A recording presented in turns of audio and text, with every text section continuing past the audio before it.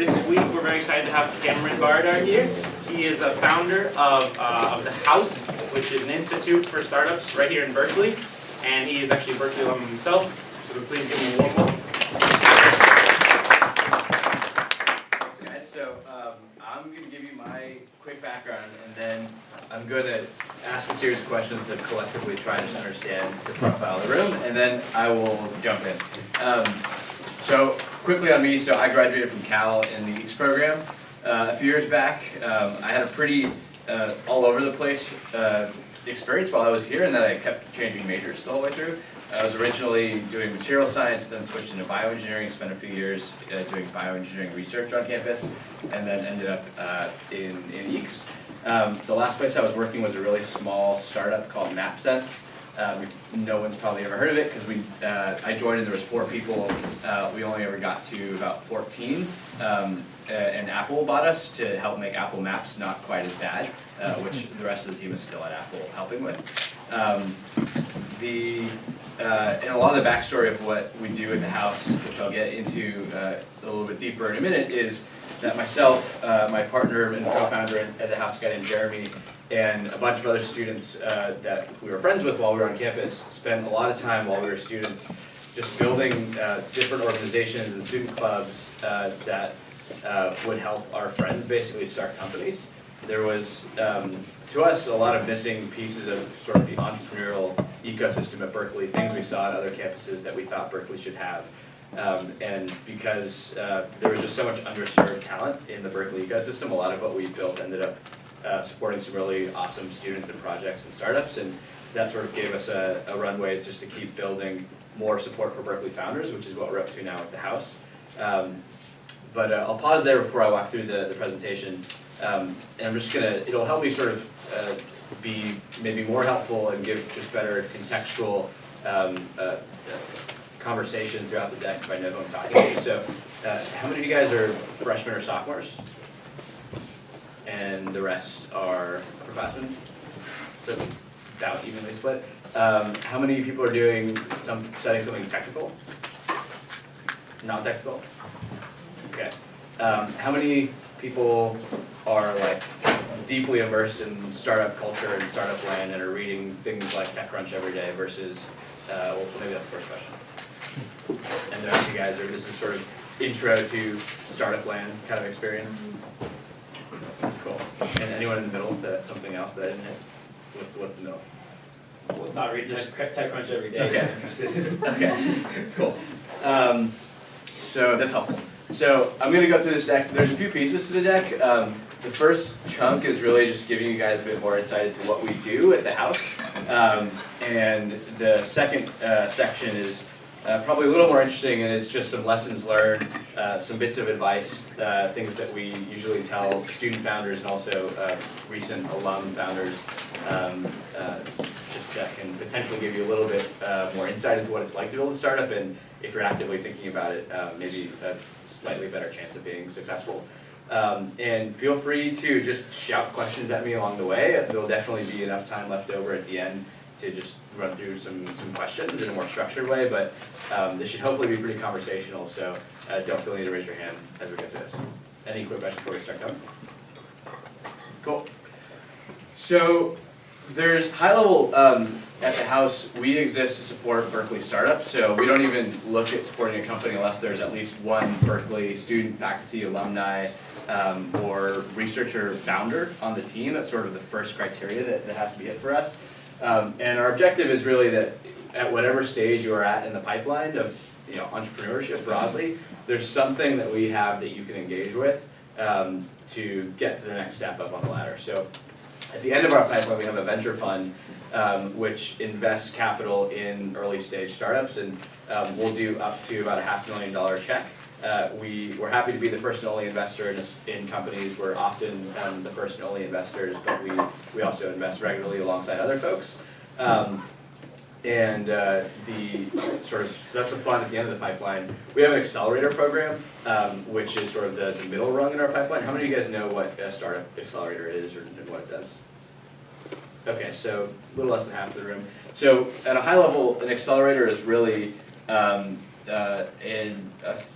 something that helps really early stage companies surround themselves with the right expertise and resources and capital to initially get off the ground. And so a lot of the companies that are going through our accelerator are 2 or 3 people. They've formed around an interesting idea, and they really have nothing else but their talent and this sort of vision for something they want to build, and maybe they have some initial product that they've started working on, but sometimes they don't even have that. And so we'll give a little bit of capital to the companies, we'll give them workspace, we give them access to mentors, and a bunch of free resources just to help make it a little bit easier to start a company. And hopefully by the end of the program, they're a little bit further along, or much further along, to go out and raise more money and hire more people and scale the product and team. So that's what the house residency, this middle one is here. And the house founders, which is actually, since I last touched this deck, we've actually rebranded to the house community, is really just our broad sort of community layer, and is where most of our student engagement lives. So we have a big 7,000 square foot space that's, how many of you guys have seen our space? Cool. We're just on Bancroft, right down the street here, and a bunch of the space is dedicated to companies, and our accelerator program actually have their office space there. The front third of our space is actually reserved for a bunch of students who apply to our space and have access, and they're really there just to be immersed in a community of other students who are passionate about technology and entrepreneurship, and there's a ton of events that happen there. How many of you guys have been to our space for some event in the past? Okay, some of you, not bad. And it's just a great sort of initial touch point just to get exposure to other like-minded people that are interested in entrepreneurship. If you're interested in that, you can go on our website and apply for access to the space. I'll run through the rest of this really quickly because it's the less interesting stuff. So this is just a quick snapshot of our team. Myself and Jeremy are the 2 founders. We have a big and growing team that does everything from help us run our space to support our companies. And on the right are some faces of folks that have backed us. Jeff Brody, interestingly, is one of the first investors in Netflix, which everyone probably knows about. Bill Bose founded something called Sun Microsystems, which is sort of the maybe the Google of 30 years ago. They're a pretty old company. We backed about 50 startups. They've raised an aggregate a little under $500 million from, these are, how many of you guys recognize at least one logo up here? Okay, so these are all venture funds, so they're other institutions that invest money in startups. So they give a little bit of money or a lot of money and take some equity in return, and then hopefully when those startups are acquired or go public, so they list on a public stock exchange, then those investors make their money back and hopefully 10x the money that they put in, something like that. So this is pivoting a little bit away from our story to just the broader sort of Berkeley story. This is how we think about it, one way we think about it. So Berkeley broadly is just absolutely crushing it when it comes to successful startups and venture creation. This data, I think, is actually dated. There's a more recent report that's come out, but there's actually no other university that produces more undergraduate venture-backed startups than Berkeley. We passed Berkeley, or Stanford rather, in the most recent version of this poll. And Stanford startups in aggregate still raise a little bit more than we do. It's not quite as much in the most of a gap in the most recent version of this poll.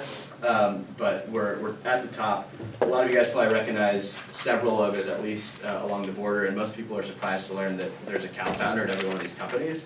From Tesla to Oculus to some of these other ones are a little more obscure, like Nasira, maybe none of you guys have heard of, but there's actually a sitting professor on campus who started that company and sold it for $1 billion and then came back to campus to keep teaching. Actually, a class with him on campus when he was here, and I had no idea he had just done that when I was in his class. This is one of the last slides on us. So we launched last year. Scott is actually the professor I just mentioned. And we put a lot of effort into our launch, mostly because we felt that no one had really properly represented Berkeley on the national stage with respect to startups, and the reception was great. The UC endowment is one of our biggest investors.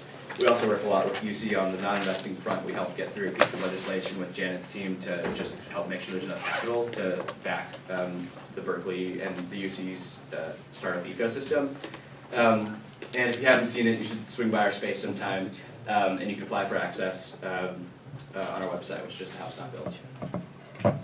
Pretty pictures of our space. Okay, so notes on starting up. Any quick questions before I jump into the next section? which will be a little bit slower. I read that one first.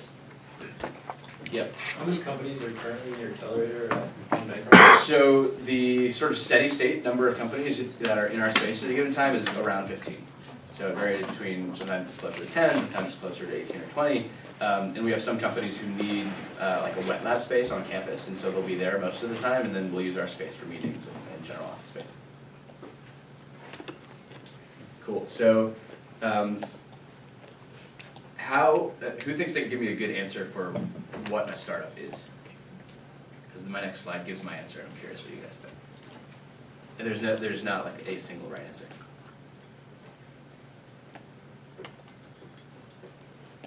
Next credit. I'll quietly stand here for 20 minutes if it takes that much.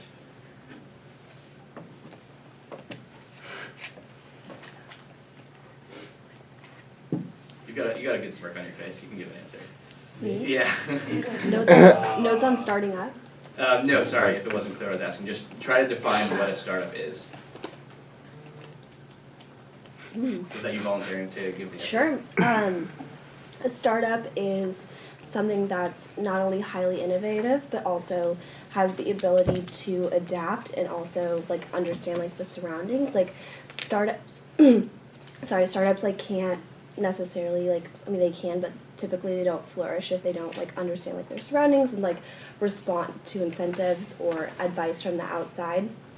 And they're also highly, like I said, highly innovative. And I think it's really cool like what you guys are doing to like really guide a lot of people, because typically, as we've seen a lot in this class, like a lot of people come from backgrounds that like aren't business or like aren't very like high tech related. So, you know, people are in need of guidance and in need of support. So. Cool. You're not gonna get out of it though. You still gotta answer. How is that like a group of people working around like a group of people who like believe in one central idea and they want to like take that and develop it as much as possible? Yeah, I think those. Yeah, go for it. A company in its early stages. Yeah, those are all good answers. The answer that I give when I get asked this is kind of it's all of those things and it's none of those things.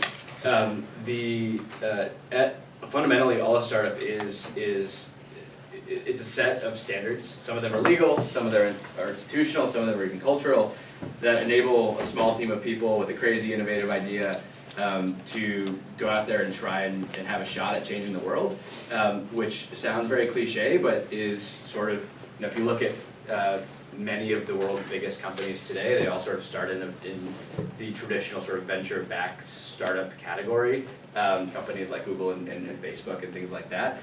And it's actually, I mean, this is one of the main things that excites me about what we do is it's pretty crazy to look at, you know, a team of 2 or 3 or 4 people, whatever the number is, you give them some money and they have a pathway to, as long as they keep succeeding at what they say they're going to do over the course of the next 1 or 2 years, there will be more resources for them to keep continuing to grow and grow and grow until, you know, you can get to something like Google scale company. And San Francisco in particular is a very special place, because the Bay Area rather, because you have a ton of density of the people who know how to work with startups. So it's not just about the capital that's there, so it's sort of the venture capital ecosystem, but it's generally really difficult for a 3 or 4 person company to try and sell a product, if you're a sort of an enterprise company, into a massive multinational corporation that has many thousands of people. But all of the companies that have a Bay Area presence know how to operate with startups and understand that you're taking a lot of risk with working with these early stage companies, but it's possible that it could have a huge payoff if you find some really interesting early stage companies to work with.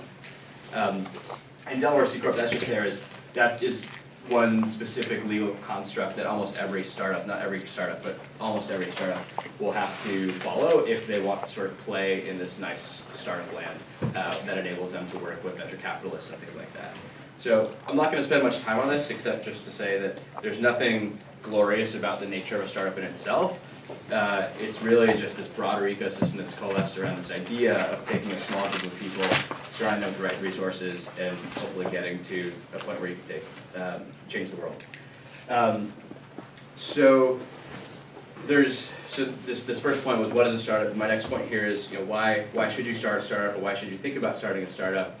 And taking a step back from this into one of the only sort of messy data-driven slides I have in here, and this is pulled from from a really big venture fund called Andreessen Horowitz, which is one of the main funds. What this slide is showing is somewhat complicated, but the core point is pretty simple. Is basically, this is basically showing the top funds that exist, so all the biggest venture funds, and what their return profiles look like. So ultimately, a fund's job is to take in a bunch of money and turn it into more money over some number of years. And really successful funds are able to take, if you give me $1, I'll turn it into $5 or more. And if you think about playing in the stock market, if you 5x your money in the stock market, that's crazy. That's really, really good. And so one of the reasons why venture is interesting as sort of a place to invest money is because you have the opportunity to have really crazy returns. The flip side of that is most funds either lose money or just don't do that well relative to the stock market. But the reason why I put this slide up here is less to talk about what venture funds look like and more just to show that this big black bar here is showing that something like 90% of all of the money that venture funds make are derived from a very, very, very small portion of the deals. Actually, I flipped that around. So this is actually saying 90% of companies will lose money for a venture fund. And then this sliver down here is the Googles, the Facebooks, the companies that actually truly change the world. And so my core point with this slide is less to go deep into venture economics and more just to say it's possible to change the world truly with a company and make it to that far bottom right corner over there, but it's insanely, insanely, insanely hard. And the vast majority of companies that we back and that any venture fund backs end up in that big gray bar or up along the top. Most of them just fail, which is fine. It's a very high risk thing to do to set out to start a company, and you just have to be aware of that and have some serious conviction about you want to do this thing and you think you have a shot at being one of the best teams in the world to go out and do that thing. So this is partially a reiteration of something I said before, but at a high level, startups are just a set of standards that allow for a really small team to take a unique insight or new technology to market in a very high-risk way. This point kind of came up a bit earlier, talking about you've been exposed to not just technical people, and that's sort of the divide that's on this slide with unique insight or technology. Not all the companies we work with are driven by PhDs or software engineers that have some crazy technical advantage and they're going to just make money off of that technical advantage. You can build a really new, interesting, innovative company around some unique insight. You see the world in some different way that other people don't, and you can execute better than almost anybody else to bring that unique insight to market in an interesting way. And so you can think about something like Airbnb as a unique insight. There was a small group of people who thought it wasn't that crazy to lease out your couch to other people, and that was an interesting way to not only make money, but build a long-term sustainable business and enable everyone's couch to be sort of a productive member of the marketplace and make money for people that have extra space in their homes.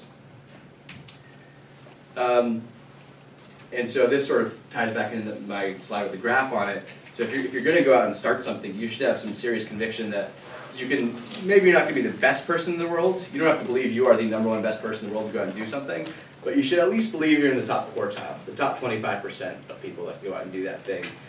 And the reason that I try to make that distinction is because there's a lot of luck involved in building a successful company. A lot of our companies have had great success and been lucky. A lot of our companies have been incredibly unlucky in some ways and have been negatively affected as a result. And so as long as if you're playing in the top 5, 10, 25%, you're in the realm of potentially getting lucky enough to beat the person who sits in sort of pole position and maybe has a better pedigree or a better technical team or whatever it might be. And so it's more than luck. I mentioned some of these things. Luck is always a factor. Execution I talked about a little bit already. Team is a big one, which sort of relates to can you be in the top 25%? A lot of that in the really early stages is a function of team and what your team brings to the table. And a big chunk of it is, which kind of relates to luck a little bit, is this notion of timing. And so a case study of a company you could look to there is Uber. If you tried to start Uber 10 years ago, or rather maybe more than that, maybe 20 years ago, you probably would have had a really hard time being wildly successful in the way that Uber maybe is on a path to being, because not everyone had a phone in their pocket. A lot of what enabled Uber to hit this sort of crazy trajectory of growth is that they were latching on to the wave of smartphone adoption. And so not only did every potential customer have a phone in their pocket, every person that could be a potential driver on their platform had a phone or was about to get a phone the next year and then could sign up to drive for Uber as well. So many of the most successful companies are not only great teams with great execution and a little bit lucky, but they also are riding some broader market shift. And so you could look to Google and Facebook and spin a similar story about some broader shift in how the world works that enabled them to be wildly successful. And so I'll give you a quick case study on just how much execution and luck play into this.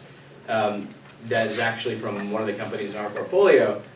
So this is a screenshot of one of our CEO's Facebooks, a guy named Nikita Beer. I'll just read it for you in case you can't read it. It says, "Hey guys, my team in Berkeley has been working on a side project called 5 Labs. We created a deep learning model that can predict your personality. It looks at the linguistic content of your Facebook posts to make the prediction. We visualize the results in d3.js. Let me know what you think." So this was in June 11th, 2014, and the same guy, 3 years and 3 different products later of just hustling to try and build something that works. This is a screenshot of a text he sent to another founder. His name is Darshan. Not really important who he is, but he runs a VR company, basically saying, it's time to shut this thing down. This is from last August, August 2nd. And we're running out of money. It's been several years, and 3 months later, the same company, the same founder, was acquired by Facebook. They started a company called TBH. You guys have heard of TBH? Cool. A few of you. If you have younger siblings in middle school or elementary school, they will likely have heard about it. That's where sort of most of their adoption was from. It was basically a social mobile app that was based around superlatives. So. And they really figured out how to make anonymous social work was sort of their core reason why the business ended up being successful. So things like Yik Yak, one of their problems is that they quickly turn very negative because no one's accountable to who they are, so they can say anything. They figured out a way to make anonymity happen without allowing people to go very negative. They picked up 5 million users in 3 months, and they were bought by Facebook. But they were almost out of money. They were in the process of shutting the company down. And so you often never know. And this was not some all-star team that had built several companies in the past. They had just graduated from Cal a few years ago. So there's this other question of sort of where to start up. People will give you very different answers, and depending on where you are and who you talk to. Our answer is always the Bay, and particularly in Berkeley is a particularly awesome place to start up. There's a lot of talent here that wants to live in the East Bay because San Francisco is just getting more and more expensive. Real estate is cheaper here. There's room to grow, especially if you go out to West Berkeley.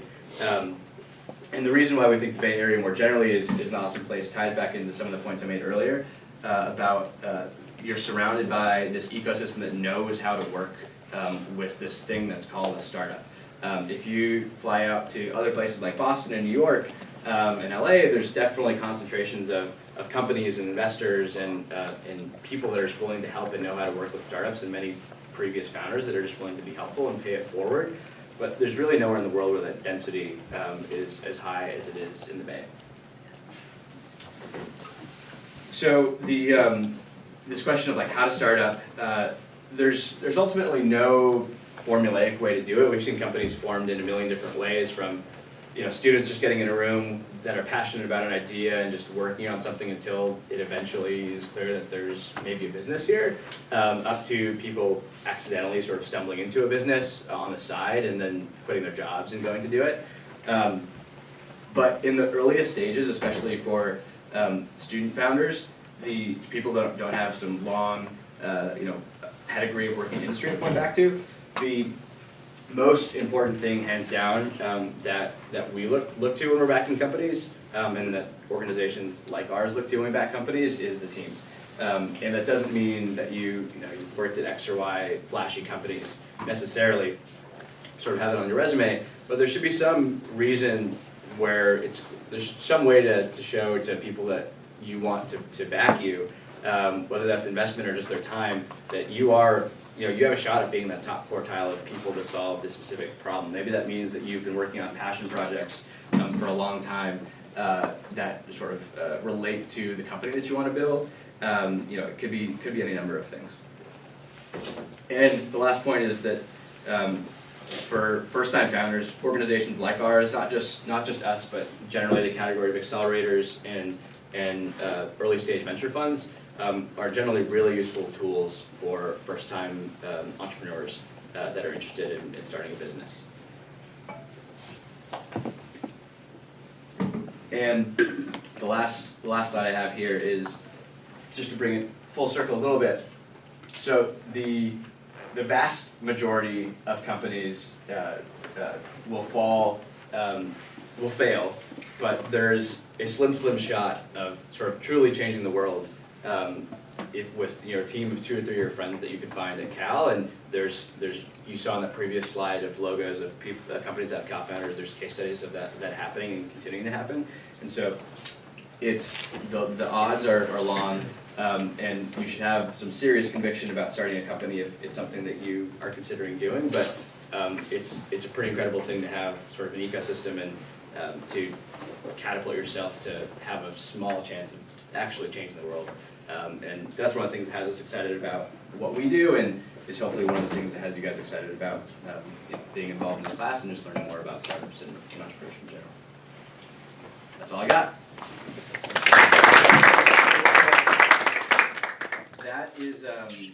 That's all I have. We have about 20 minutes left. I am happy to pull more stuff out of thin air and just try and say something educational and inspirational. But I think a more productive thing would just be if you guys have genuine questions and want to get over the social awkwardness of just asking questions in class. We can do that. Go for it. What do you think is the most common skill or trait that founders are lacking with your experience with so many founders and so many different startups? It's a good question. I think it depends on the type of business that people want to build. Often there's just a mismatch between the thing that the people are saying they want to build and the skill set that they themselves have. And so it's not always the right answer for, if you're passionate about building a business in some specific market or some type of product, it's not always the right answer to first then go try and start a company around it. Many of our founders that have had a passion, so like TBH for example, that team initially built several products, not the 3 products that I mentioned here where they actually were running businesses, but while they were in school, they built a bunch of just passion projects on the side and learned how to build social products and how to grow them and how to acquire new users in a sort of very viral way. And a lot of those skills then translated into their new company and enabled them to be successful. But it also gave them sort of a little mini track record to point back to show to folks that they wanted to help them, whether it was with money or just their time in the future, that, hey, like we built something and it got 100,000 users while we were in school. That's pretty cool. And not everyone can say that. And so I think what this sort of skill mismatch is something that we see regularly, and people are often it's really easy to get someone to help you with a project and with something you're just passionate about. The second it becomes a business, people are maybe a little bit more hesitant to help you because it's, where's my take if you're making money on this? And so there's nothing wrong with just telling people you're working on a project or a passion project and seeing who's going to be willing to help you along the way. And I think you'll be pretty surprised by how helpful people will be with their time and their networks just making introductions for you if you're just are a passionate student working on something that you find exciting. What drew you to founding the house, and I don't know how to phrase this the best, but like, did you guys like start like have intend to start out as like a fundraising like or like a venture company, or do you like intend to start out as a like a consulting company, or was it like a amalgamation from the start? Like, Yeah. kind of like, I don't know where your inspiration came from. Yeah, our backstory is that myself and my co-founder Jeremy, we for about two and a half years while we were students on campus, we were just building a bunch of student organizations that supported startups. The place where I spent most of my time was something called Free Ventures, which Jeremy and I started together, and we just saw all this, like, how much potential there was in the ecosystem and that there was runway to just keep doing more of this. And we each went somewhere else to do something else. So Jeremy went to a fund in the city called Crunch Fund. I went to that startup I mentioned earlier. And after like less than a year, we both decided that we should just come back and just keep doing more of this. We kind of just pulled back into it. And because we'd already been doing this for a while as students, we already had a pretty clear sort of vision and idea of what we wanted to build, but it's definitely changed a lot over the last few years as well. Do you have any like future plans to expand beyond just Cal startups, or do you think that's like a critical draw for a lot of people to choose like the house over a different venture source? It's a good question. So we often get asked, like, so why are you just focused on Berkeley? Our response is usually something like, it's, why not? It's, Berkeley is already this worldwide magnet for world-class talent. And so all we got to do is then live within this pre-filtered bubble of amazing people, as opposed to this broad world of, where someone hasn't already gotten to Cal. And so that makes our lives a little easier in some ways. At the same time, there's a lot of other amazing people that didn't go to Cal. For the foreseeable future, we're fully focused on Berkeley, though. What would you say are the pros and cons of starting a startup around the time of like college versus after working for a while and gaining some experience? One difficult thing with starting a company straight out of school or trying to is, where's the safety net? Where's your rent money going to come from? Some people, if you have a family that can support you in the early stages, then great. Like, you have the luxury to just take a shot at it now. If not, then a six-figure job at X or Y company, or a well-paying job at X or Y company looks pretty good. It looks better in a lot of ways, from just a pure risk-reward perspective. If you're climbing several rungs up on sort of the economic ladder as a result of going to Cal, getting an awesome education, and getting some great job, then hell yeah, like, that's amazing. And maybe you work for a few years, put away some money to have enough runway to think about not having a salary for a while, or a very low salary for a while. The flip side is, most people don't have families right when they graduate to sort of support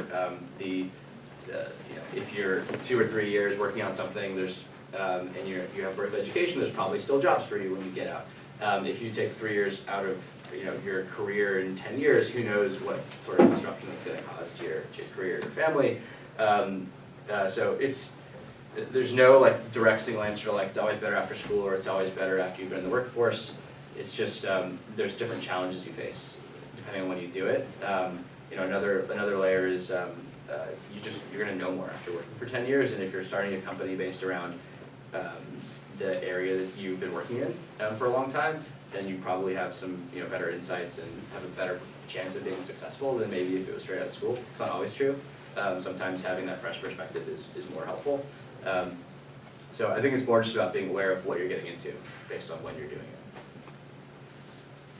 So like, as you hear these pitches from startups and like follow their growth and listen to their updates, like what would you say are some things that like make you nervous that you hear, or like some things like some telling signs that you get from startups that like make you shaky, or and then on the flip side, like things you really like to hear and that give you like good confidence in their future and like their success? Yeah, I think one high level thing is it's always nice to hear a founder have conviction that whatever they're doing is going to work with or without us involved or whoever they're like asking for help involved. And so like one really bad sign is that we're gonna build this business if we can get X amount of if we can get $100,000 from you right now. That's not like, I would want to believe that you're gonna just pound the rock until you find it somewhere and build the business with or without us. and and then it's our loss for not being involved because you're gonna be wildly successful. And so I think this deep conviction in just like finding a path to success and just pounding the rock until you get there is something that we always look for, and when it's clear that it's not there is a little worrisome. Something else, sort of a second answer to that question is, it's always really nice to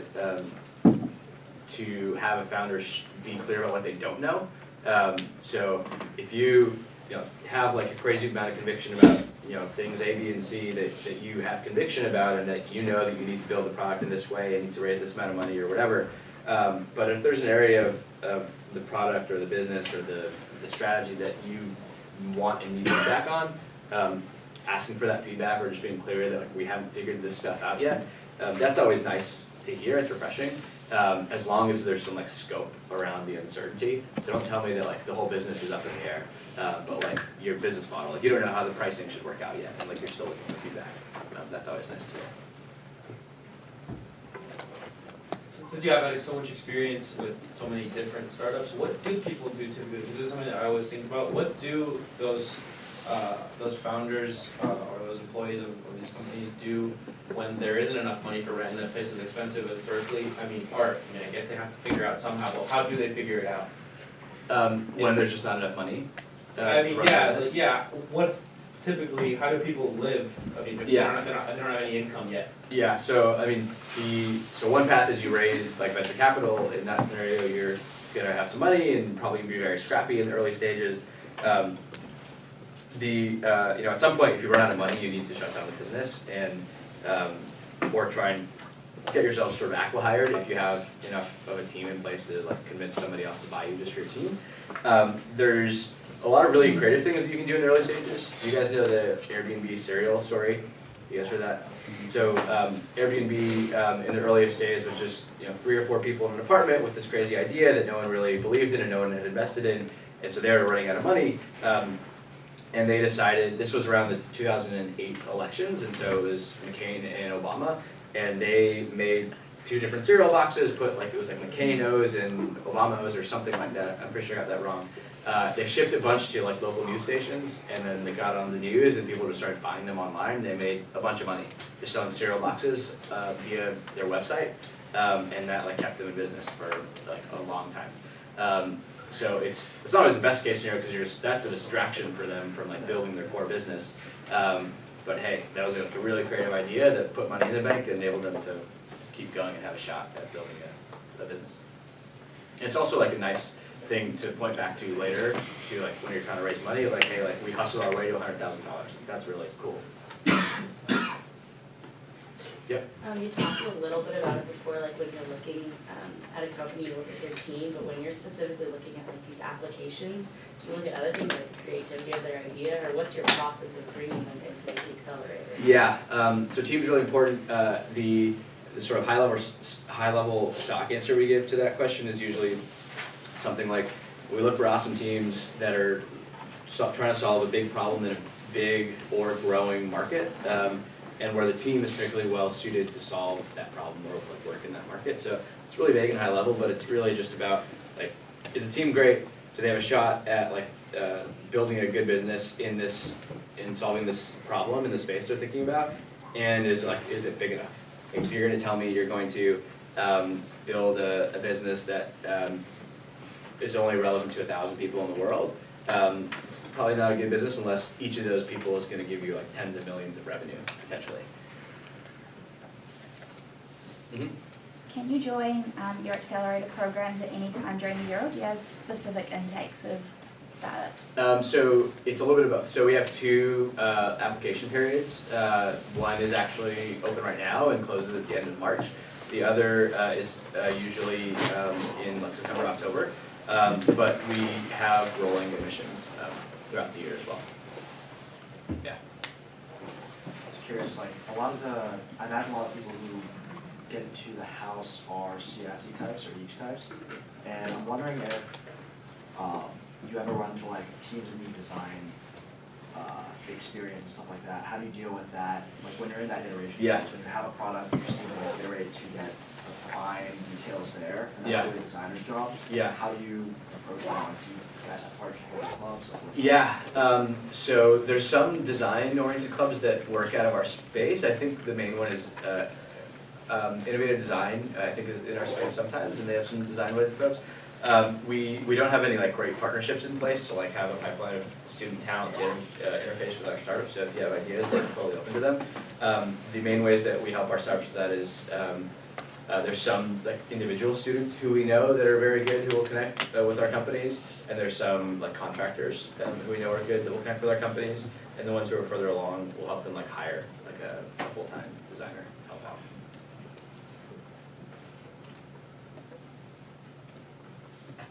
People. Could you talk some about like your experience starting the house and like how that works and like your experience with your co-founder and everything? Yeah, so me and Jeremy had the luxury of knowing each other for a really long time and working together on this kind of the same type of stuff as what we were stepping into at the house. So it was fortunate, we were fortunate in that way that there was never really any like founder trouble that like many companies do succumb to in the early stages, just learning to work together. But for us, like the sets of things that we do now is very different than the types of stuff we were doing 2 years ago or 3 years ago, where for the first year, it was really just about convincing people that they should give us money to do something that we said we wanted to do. And that was a lot of just pounding the rock. Like, it was just sending out hundreds of emails, taking hundreds of meetings, and just building a better story over time and making sure every meeting led to another meeting. It was really difficult work, but it was, you know, we were getting to interact with awesome people, and once we got a few influential people to buy into our vision and believe what we wanted to do, things began to get a lot easier. But I mean, we both went, I think, 6 or 7 months without taking any salary. I spent 3 months just like couch surfing through San Francisco on my friends' couches, just to like save money. And that was also really fun. I enjoyed that. I wouldn't do that again. I just don't think my body could handle it anymore. But it was just, you know, it was a year of just like just believing that if we tried hard enough, something good would happen. And ultimately that worked out. But you know, ultimately we definitely got very lucky too.